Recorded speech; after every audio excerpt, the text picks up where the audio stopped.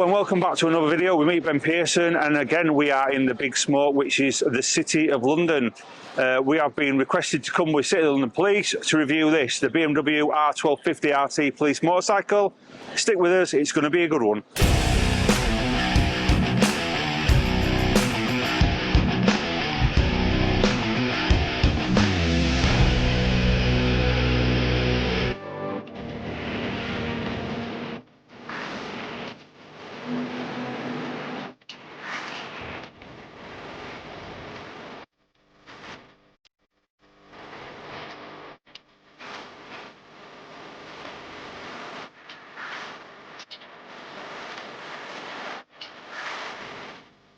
Right, let's meet the fantastic man that rides his motorcycle. It's Chief Inspector, or should I say Acting Chief Inspector? Do you want me to say Chief Inspector? Whatever you like. Right, let's meet the fantastic man that rides his motorcycle. It's Chief Inspector Miles Hilbury. Miles, Hello, thank you very much for coming in, and thank you for showing us your bike. So, first of all, before we crack on, give us the dynamics of why a motorcycle is very important in the City of London. What's the pros and cons of it? So, as you can see from round here, it's really tight. Yeah. Really busy. So something like this, a motorcycle, a little bit smaller, more nimble. I think you reviewed the XC90 previously, yep. So that's quite a big machine. This is much quicker around town to nip through and alleyways and things like that as well. I know you've had a big thing for scooter crime, motorcycle thefts and this sort of thing. What's it like with motorcycle thefts and scooter crime at the moment in London? So I would say it's actually reduced. One of the biggest things for us is actually having lots of these out on a daily basis. With my team, we had a really low number previously, and over this last year we've been building that up. So we normally have at least 2, 3, 4 of these out on a day. Right. And what another thing people always ask about is tactics. Let people know and quash all rumours about vehicle tactics, what you can do. So, marked police vehicle, can you pursue? Yes. Right. What else can you do when you are on this, when you are chasing a stolen motorcycle or someone that's making off? So you can use the precision model. Right. And you could use tactical contact, right, if that was deemed proportionate and necessary to do so. And reasonable. And reasonable. So you've heard it here first, people. You can use tactical contact. So BMW R1250RT, fantastic machine. It's a boxer engine. If people don't know what that is, basically it means each side its cylinder comes out and goes like that. They're water cooled, they're shaft driven, so they don't have a chain, so you can use in all weathers, and yep. You don't have to worry about maintenance of chains. You're looking at about 136 brake horsepower, not 60, about 3 seconds, and they're about 145 mile an hour. So I've said this to all the traffic cops, Miles. Do you do anything to these vehicles when they come out of the showroom, or they get given to you by the factories? Do you kit these up, do you spec them, or do you do anything mod-wise to the engine? You know I can't tell you that, mate. Why can no one tell me what's going on with you? Right, do you want to take us through the vehicle then? Take us through, because, I mean, look at this, it looks like a spaceship, doesn't it? It does.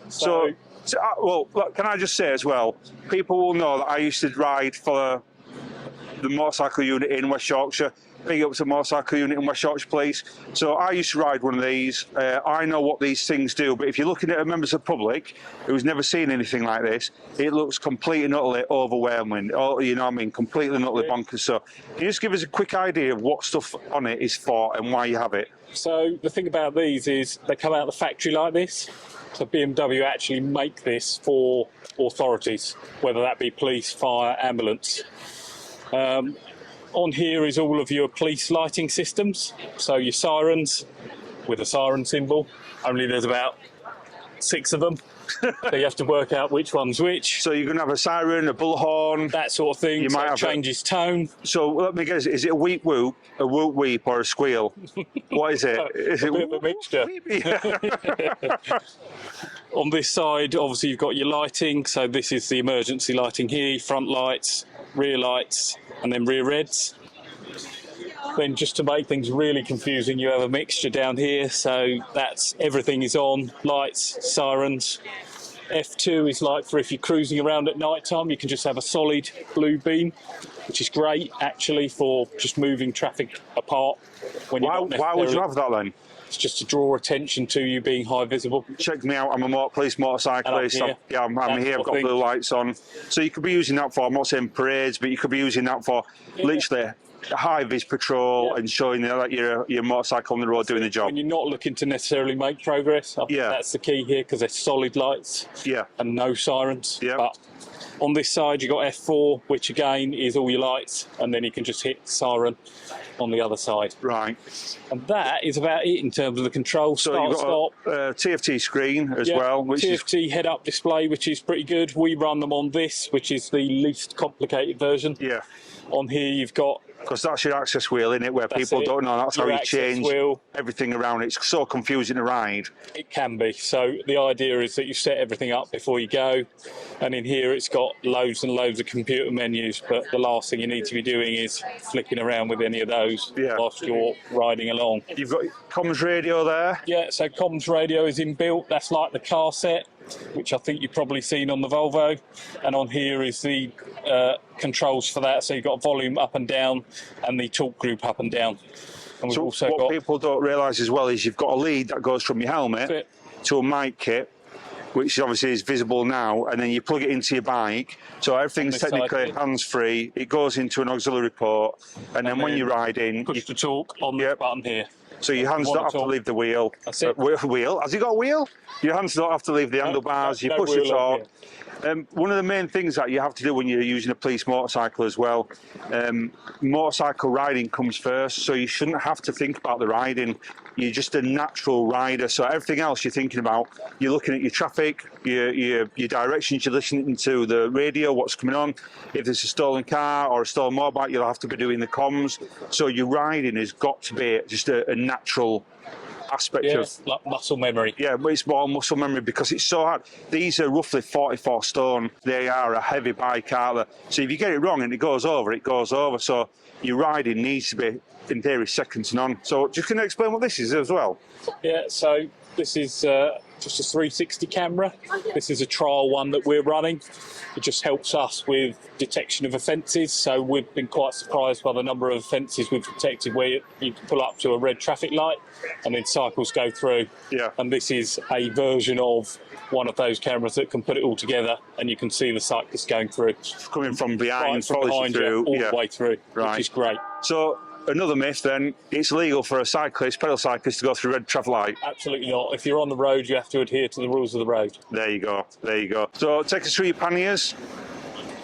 So in theory, these would be like hard panniers supplied by BMW if they were real panniers. So I don't think they're 33 litres, but they've got a good depth on them, haven't they, for your sandwiches? On the police edition. Your furnace flask? Sandwiches, coffee. Important. Right, yeah.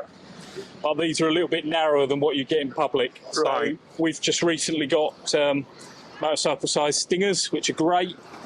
So single lane, single carriageway stinger.